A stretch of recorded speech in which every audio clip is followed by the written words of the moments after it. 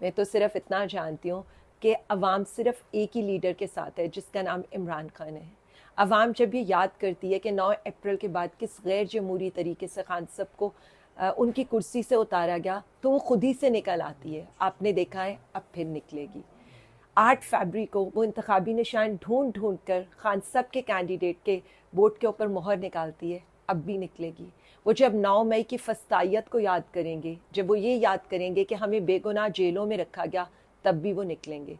जब वो ये याद करेंगे कि एक लीडर इमरान खान उनकी खातिर अपनी फैमिली से दूर, और उसकी फैमिली बजाते खुद जिस तरह की फस्तायत का मुकाबला कर रही है, वो उसकी तकलीफ को, उस पर हुए जुल्म को देखकर ज़रूर निकलेंगे। वो इस पर भी निकलेंगे कि आईनी तरमीम के लिए यहाँ पर हमारी माओ बहनों का अगवा किया गया।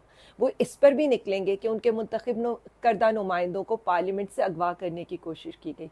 वो इस पर भी निकलेंगे